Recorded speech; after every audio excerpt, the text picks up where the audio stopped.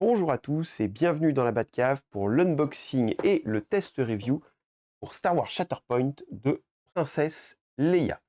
On se retrouve tout de suite après le générique. Walou! Miniature!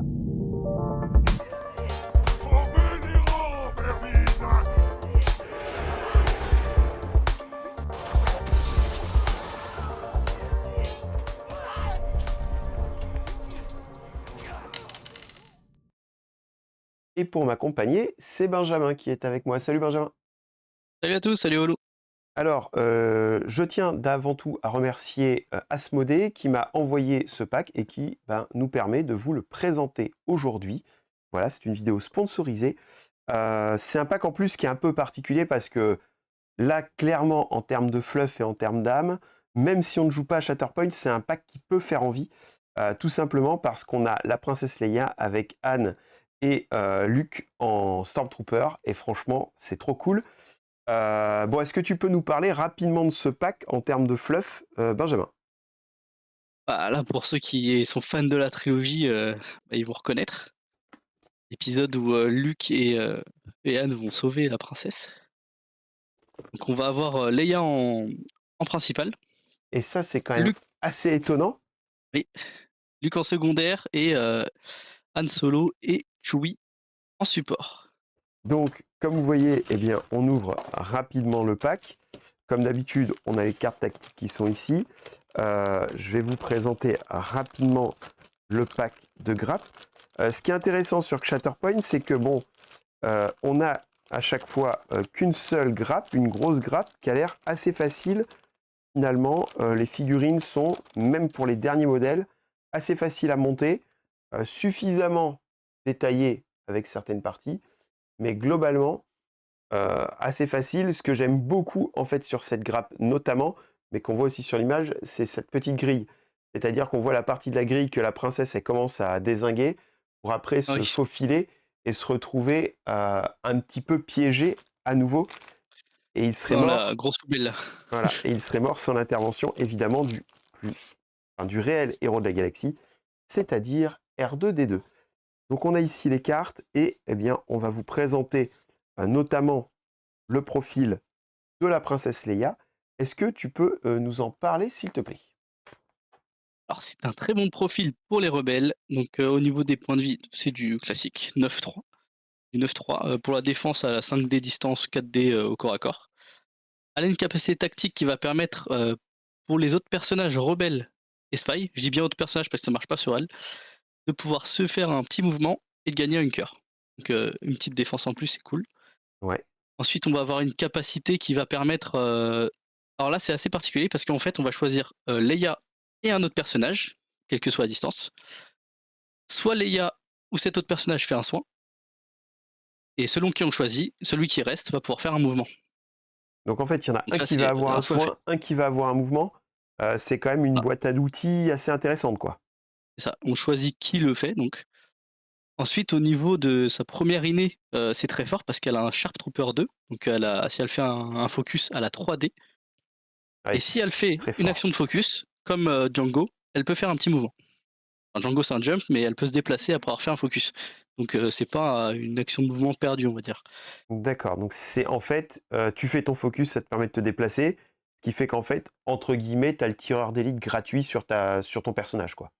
C'est ça, et tu un Sharp Trooper 3, donc tu vas faire, au lieu de faire 6, bah, tu balances du 9D, quoi, c'est énorme. C'est très fort. Bah, c'est une princesse, quoi, forcément, C'est ça. voilà. Et au niveau de son identitaire, donc là, ça va être assez récurrent chez les rebelles, donc ça va être de la réaction sur le fait d'avoir un personnage blessé. Donc en fait, on va faire blesser un personnage, Leia va pouvoir faire un mouvement et faire une attaque à 5D sur la personne qui a blessé. Ouais, c'est quelque chose Donc qu'on retrouve déjà dans d'autres profils de personnages, c'est ça. pas forcément chez les rebelles, mais dans pas mal de leaders. Donc c'est quelque chose qu'on connaît déjà. Est-ce que tu dirais que sur les autres profils, il y a des choses qui sont intéressantes à dire, en dehors du fait que bah, forcément le pack est génial puisque c'est Luke, Han et Chewie, mais est-ce qu'il y a des capacités un petit peu spéciales dont on pourrait parler? Oui, Luke est pas mal parce qu'il a un identitaire qui permet de faire bouger et c'est une reposition, donc un grand mouvement même si on est engagé, donc c'est vraiment bien. Ça c'est fort effectivement. Il a un grappling hook, bon ça c'est, un grimpé, donc si on est engagé, ça fonctionne pas. Après il gagne un hunker.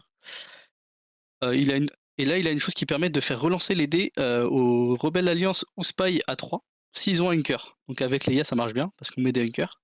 Ouais, voilà, donc en fait, ça combotte sur les avantages qu'on peut se donner, et du coup, forcément, on aura tendance à avoir envie de jouer Luke avec Leia pour cette petite combo, quoi. Ça et en plus avec Luke, il y a une compétence qui vient, qu'on n'avait pas eu depuis Obi-Wan, le leader, c'est qu'il peut pas perdre ses hunkers, même s'il est engagé. Et ça, c'est fort. C'est ça. Euh, Anne et Showi, quelque chose à dire en particulier, ou c'est juste des persos sympathiques? C'est sympa, ils ont une capacité qui leur permet d'aller sur un adversaire. L'adversaire peut faire un mouvement, s'il se désengage, il prend un désarmé, s'il reste au corps à corps, il prend un explose. Ouais, d'accord, des choses qu'on Ensuite, ils ont connaît 10 aussi mouvements déjà un et petit peu. Globalement, j'ai l'impression quand même que sur ce pack, ils sont restés sur des tricks et des mécaniques assez classiques du jeu. c'est ça. Euh, Moi, je vois bien ce pack, si on parle fluff, bah, clairement, c'est un pack qui me fait envie et qui a l'air super cool. Est-ce qu'au niveau compétitif, toi, tu dirais qu'il peut être intéressant au niveau compétitif, ou que ça resterait plutôt un pack, on va dire, de passionnés de Star Wars? Assez dur parce que si on joue en showdown, donc avec 2 escouades, on peut la mettre parce qu'on choisit que 2 escouades qui vont jouer ensemble. Ouais, Si on fait du premier showdown, donc on en a 4. Si on prend Princesse Leia, on pourra pas jouer les autres Leia, ni Bush en secondaire, ni Leia principale. Si d'accord. on joue Anne et Chewie, bah, on pourra pas prendre Anne secondaire, principale, on pourra pas prendre Chewie secondaire Donc et en bah, si on fait, prend Luke, on pourra pas prendre le Luke, principal. Enfin c'est assez dur, ouais, donc en il y a des fait, choix à faire. en gros, c'est-à-dire qu'au niveau compétitif, on peut soit arriver avec 2 unités, auquel cas, bon, bah là, c'est pas un souci. Mais c'est vrai que si on choisit de venir avec des rosters de 4, eh bien là, c'est problématique parce que chez les rebelles, on a un pack avec Leia leader, on a un pack avec Luke leader, un pack avec Anne leader, et du coup, bah, on a besoin de ces packs-là qui sont aussi très intéressants pour pouvoir les C'est ça. jouer en tournoi, quoi. Après ça dépend parce que si on joue en mettant 2 escouades vraiment avec des types différents, là c'est faisable aussi parce qu'on Ça va marche. les jouer toujours ensemble donc ça sera bon, quoi. Ok. Donc en gros, tu le conseilles, on va dire, moyennement sur la scène compétitive. Par contre, bah, évidemment, sur la scène loisir, ben, là forcément, on va pouvoir se revivre certaines batailles, notamment contre Vador et des troopers, et franchement, ça déchire. Voilà, Après c'est quand même des très bons profils donc même en compétitif, je pense qu'ils ont leur place, hein, si on ils- trouve, comment les utiliser. ok. Donc ils arrivent quand même à avoir des places intéressantes dans le milieu compétitif. Voilà, bah, en tout cas, on vous remercie d'avoir suivi ce petit unboxing review. Si vous avez aimé, bah, n'hésitez pas à mettre un pouce, n'hésitez pas à vous abonner à la chaîne. Nous allons faire d'autres unboxings sur Star Wars Shatterpoint. On tient une nouvelle fois à remercier Asmodée de nous avoir envoyé ce pack. Et on vous dit à bientôt dans la Batcave sur Lumiature. Salut à tous!